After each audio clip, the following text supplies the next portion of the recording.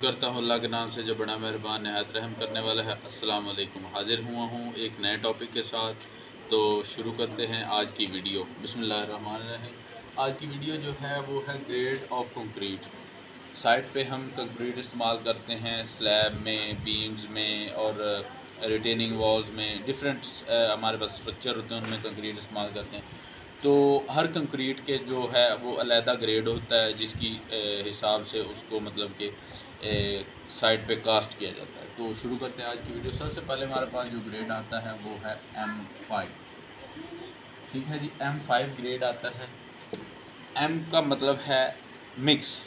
M stands for mix. और जो आगे न्यूमेरिक वर्ड आता है 5, 10, 11 जो आता है वो उसकी जो है कंप्रेसिव स्ट्रेंथ होती है। M5 ग्रेड है। इसमें हमारे पास एक पार्ट सीमेंट है और 5 पार्ट्स जो हैं वो सैंड के हैं और 10 पार्ट्स जो हैं क्रश के हैं। मतलब अगर एक CFT आपके पास सीमेंट है तो उसमें आप 5 CFT जो है वो सैंड इस्तेमाल करेंगे और 10 CFT उसमें क्रश इस्तेमाल करेंगे।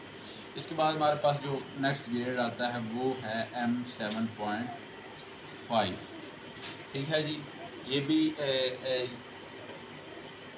कंक्रीट का ग्रेड है। इसमें भी सीमेंट की सेम ही एक पार्ट सीमेंट आना है और 4 पार्ट जो है वो सैंड के आने हैं और 8 पार्ट्स जो हैं वो क्रश के आने हैं।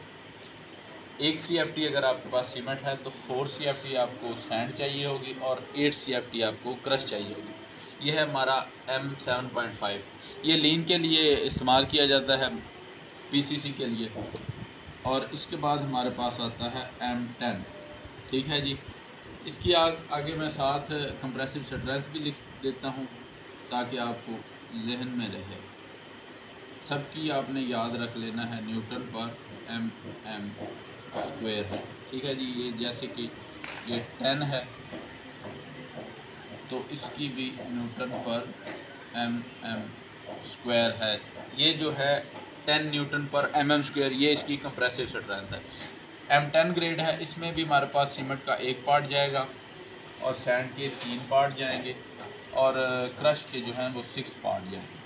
इसके बाद हमारे पास आ जाता है M15 न्यूटन पर mm स्क्वायर। इसमें भी सीमेंट का एक पार्ट जाएगा, सैंड के 2 पार्ट्स जाएंगे और क्रश के 4 पार्ट्स जाएंगे।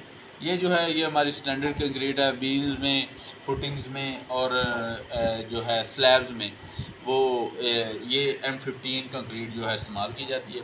इससे ऊपर वाली ये जो है ये डिफरेंट टाइप्स में लीन्स और PCC के तौर पे इस्तेमाल किया जाता है। इसके बाद हमारे पास आता है जो ग्रेड वो है M20 न्यूटन पर mm स्क्वायर।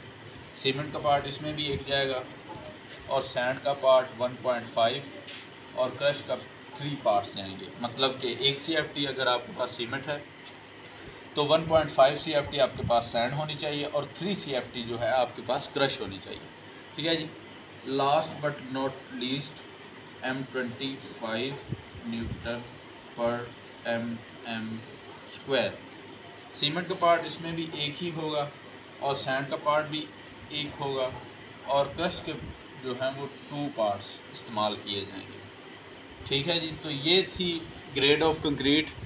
M25 से ऊपर अगर आप जाना चाहें तो वो डिज़ाइन मिक्स कंक्रीट होगी, वो हाई राइज बिल्डिंग्स में और पाइलिंग करते वक्त वो इस्तेमाल की जाती है। ये जो है ये नॉमिनल मिक्स इसे बोलते हैं। ये आम रूटीन की कंक्रीट जो है वो इसे M25 तक जो होती है ना वो आम रूटीन की कंक्रीट है, डिफरेंट स्ट्रक्चर RCC स्ट्रक्चर में इस्तेमाल की जाती है। ठीक है जी, अब इसको मैं ये आपको पहले भी बताया कि M जो है वो इधर मैं इरेज कर देता हूँ क्योंकि इधर सारा सेम ही है प्रोसीजर। M जो है ना, M वो है स्टैंड्स फॉर मिक्स। ठीक है जी, मिक्स करना।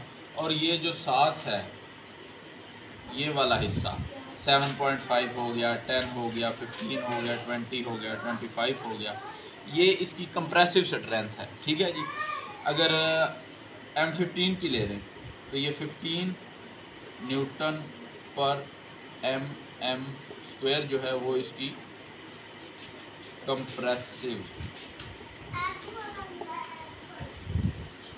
स्ट्रेंथ है।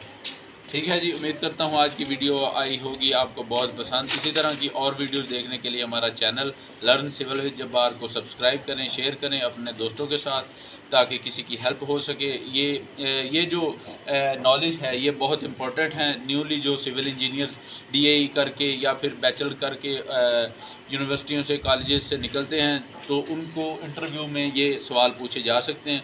तो इनकी आप तैयारी करके जाएंगे तो इंशाल्लाह आप इंटरव्यू जो है वो क्रैक कर पाएंगे। इसी आखिरी बात के साथ इजाज़त चाहूँगा, आपसे मिलते हैं नेक्स्ट वीडियो में। अल्लाह हाफ़िज़।